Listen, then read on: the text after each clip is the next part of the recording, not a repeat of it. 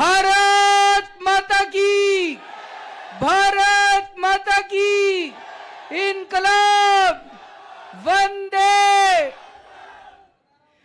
ओमवीआर phase 5 के कोने कोने से आए हुए इतनी भारी संख्या में मेरे सभी प्यारे प्यारे भाइयों बहनों, माताओं, बुजुर्गों, बच्चों, आप सब लोगों को मेरा नमस्कार, सबको मेरा प्रणाम। मैं देख रहा हूं दूर तक, बहुत दूर तक, जहां तक नजर जा रही है, इतनी भारी संख्या में सारे भाई बहन यहां पे आए हैं अपना समय निकाल के। आजकल जिंदगी इतनी ज्यादा फास्ट हो गई है, किसी के पास टाइम नहीं है, फिर भी आप इतनी भारी संख्या में आज आए हैं मेरे से मिलने के लिए। आप सबका तहे दिल से बहुत बहुत शुक्रिया। दोस्तों, सबसे पहले आप सब लोगों को, पूरे देशवासियों को, सबको बहुत बहुत बधाई। कल भारत चांद पे पहुंच गया। एक बार जोरदार ताली बजा दो सारे जने। हमारे वैज्ञानिकों ने कमाल करके दिखा दिया। आपको पता नहीं, पता है कि नहीं पता, पूरी दुनिया में केवल 4 देश हैं जो चांद पे गए अभी तक।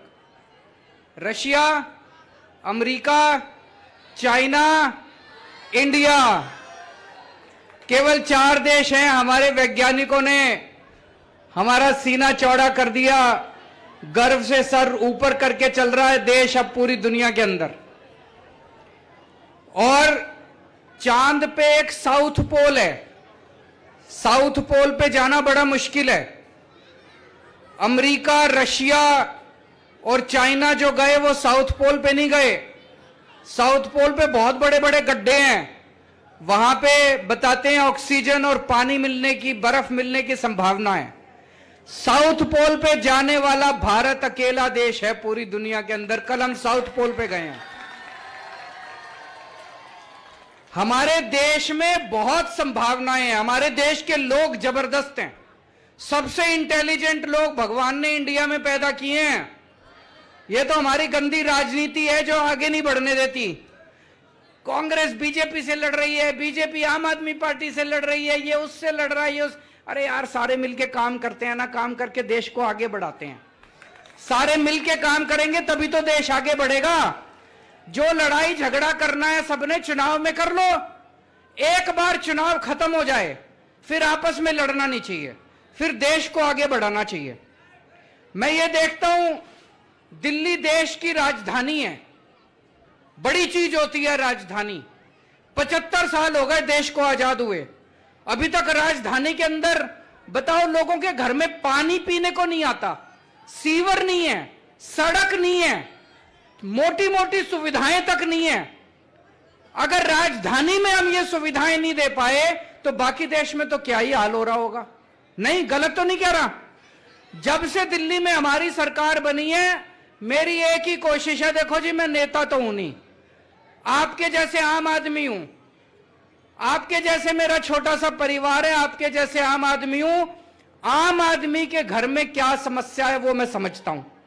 हर आदमी चाहता है मेरे बच्चे अच्छे स्कूल में पढ़ जाएं, हर आदमी चाहता है अच्छी सड़क हो, बिजली हो, पानी हो, साफ सफाई हो, सीवर हो, यही तो चाहता है आदमी। किसी ने ध्यान नहीं दिया। बस जितनी पार्टियां आती हैं, लड़ाई झगड़ा, जाति के नाम पे वोट दे दो, धर्म के नाम पे वोट दे दो। मैं आपसे कभी जाति धर्म पे वोट मांगने नहीं आऊंगा। कई लोग मेरे से पूछते हैं आपका वोट बैंक कौन है। मैं कहता हूं जितने मिडिल क्लास वाले हैं और जितने गरीब लोग हैं सारे मेरा वोट बैंक है, चाहे वो हिंदू हो, चाहे मुस्लिम हो, चाहे क्रिश्चियन हो, चाहे सिख हो। मैं ये गली बनाता हूं, मैं ये देख के थोड़ी बनाता हूं गली की यहां हिंदू रहता है कि मुसलमान रहता है कि सिख रहता है। मैंने दिल्ली में इतने स्कूल बनाए, उन स्कूलों में सारे धर्मों के लोग पढ़ते हैं, सारे अपने ही लोग हैं, भारत के लोग हैं, सब लोग पढ़ते हैं। हम लोग देश का विकास करने के लिए आए हैं, हमें राजनीति नहीं आती। ये लोग नेता नहीं है जो बैठे हैं, हमने आज तक कभी राजनीति नहीं करी। अब ओम विहार के लिए आपके एमएलए साहब ने मेरी जान खा ली। एक बार ताली बजा दो अपने एमएलए के लिए सारे जने। मेरे पास आए 31 करोड़ रुपए लगे हैं, ये जो आपकी गलियां नालियां बनी हैं, 206 गलियां बनी हैं, 206 गलियां। ये जब दूसरी पार्टियों की सरकार थी, ये पूरी विधानसभा में 5 साल में 2 सड़क बनाते थे और गाते रहते थे 2 सड़क बना दी, 2 सड़क बना दी। हमने 2 सड़क नहीं, हमने तो एक ही विधानसभा में 200 गलियां तो बना दी।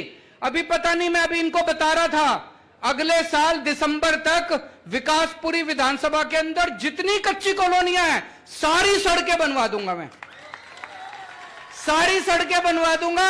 लेकिन सबसे ज्यादा श्रेय आपके एमएलए को जाता है, जिन्होंने जान खा खा के फाइलें ला ला के मेरे से पैसे सैंक्शन करवाते रहते हैं और सारे काम आपके कराए हैं। 40 फुटा रोड बन गई, समाधि रोड बन गई, खेत वाला रोड बन गई, पीर बाबा रोड बन गई, हस्तसाल नवादा रोड बन गई। ये 5 तो मेन रोड थी, इसके अलावा 206 रोड बन गई, सारी सड़कें बन गई, सीवर की लाइन डाल दी, पानी की पाइपलाइन डाल दी, नालियां बना दी। पहले मेरे को बताते हैं खूब कीचड़ रहता था। जब पहली बार हम 2013 में वोट मांगने आए थे, या तो आपका प्यार था कि यहां पे इस बूथ से 726 में से 701 वोट आप लोगों ने देके हम जैसे छोटे छोटे लोगों को, मामूली लोगों को इतनी बड़ी जिम्मेदारी दी थी आप लोगों ने। उस टाइम यहां कीचड़ ही कीचड़ रहता था कि नहीं रहता था? मेरे को कई लोगों ने बताया था, उस टाइम ये बता रहे थे अभी मेरे को बैठ के, कि जब मैं आया था कई लोग कहते थे जी रिश्तेदार नहीं आते यहां पे, किसी रिश्तेदार को बुला लो, दोस्त को बुला लो, शर्म आती है। लोग कहते थे कि किस इलाके में रहते हो तुम लोग, बच्चों के रिश्ते नहीं आते थे। अब बिल्कुल एरिया साफ सुथरा हो गया, चमकने लग गया। आप लोगों को बहुत बहुत बधाई इतना सारा काम होने पे। लेकिन एक चीज है, अभी भी मेरे को, मैं यहां पे आने के पहले पता कर रहा था, यहां पे ट्रांसफार्मर जो है वो छोटा है, जिसकी वजह से कई बार बिजली के अप एंड डाउन होती है कि नहीं होती है? उसके लिए भी जमीन देख रहे हैं आसपास, जैसे ही जमीन मिलेगी बड़ा ट्रांसफार्मर कर देंगे। दिल्ली में बिजली की कमी नहीं है, बिजली मैं पूरी ले आया। मेरे को याद है 2015 में जब हमारी सरकार बनी थी, 2014 की गर्मियां याद है, 8-8 घंटे के पावर कट पूरी दिल्ली में लगते थे। दिल्ली में बिजली की कमी थी, बिजली थी नहीं। बताओ, देश की राजधानी में 8 घंटे के पावर कट लगेंगे तो क्या तरक्की करेगा देश? आज 8 साल के बाद दिल्ली के किसी एरिया में पावर कट नहीं लगते। लोकल कभी ट्रांसफार्मर खराब हो सकता है, केबल जल सकती है, दिल्ली में बिजली की कमी नहीं है। 24 घंटे बिजली देते हैं, फ्री बिजली देते हैं। फ्री बिजली आती है कि नहीं आती है? इनको बड़ी तकलीफ होती है दूसरी पार्टियों वालों को, कहते हैं केजरीवाल फ्री की रेवड़ी देता है। गरीब लोग हैं, मिडिल क्लास के लोग हैं, अगर किसी के 2000-3000 रुपए महीना बिजली का बिल बच जाए, बताओ उनको क्या तकलीफ है? 2-3 हजार रुपए महीना बच जाए, बच्चों पे खर्च करता है आदमी, उनको अच्छी शिक्षा दिलाता है, उनको अच्छा खाना खिला देता है, इनको क्या तकलीफ है? गलत तो नहीं कह रहा मैं? घर चोरी करके तो नहीं ले जा रहा पैसा, आपके ऊपर ही खर्च कर रहा हूं, आपका ही तो बिजली का बिल कम कर रहा हूं। तो आज दिल्ली में फ्री बिजली मिलती है, 24 घंटे मिलती है। अब पंजाब में भी मिलने लग गई। पहले पंजाब में भी पावर कट लगते थे, अब 24 घंटे बिजली आ रही है पंजाब में, और फ्री में बिजली मिलने लग गई पंजाब में भी।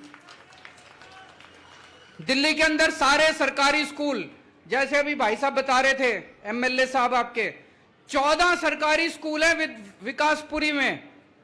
सब बुरी तरह बुरा हाल था, कहीं टेंट वाले स्कूल थे, टूटे हुए क्लासरूम थे। शानदार बिल्डिंग बना दी सारे सरकारी स्कूलों की। अब ढेरों लोग, पूरी दिल्ली में ढेरों लोग प्राइवेट स्कूलों से, पिछले कुछ सालों में 4 लाख बच्चों ने अपने प्राइवेट स्कूल से नाम कटा कटा के सरकारी स्कूल में भर्ती करा दी है। हमारे बच्चे पढ़ेंगे तभी तो हम चांद पे पहुंचेंगे। अनपढ़ रह गए हमारे बच्चे तो चांद पे कैसे पहुंचेंगे? सरकारी स्कूलों का बुरा हाल था, हमारे बच्चे पढ़ेंगे ही नहीं, गरीबों के बच्चे पढ़ेंगे नहीं तो देश तरक्की कैसे करेगा? तो मैंने ठान रखी है, सारे बच्चों को, चाहे गरीब का बच्चा हो चाहे अमीर का बच्चा हो, सबके बच्चों को अच्छी से अच्छी शिक्षा देनी है।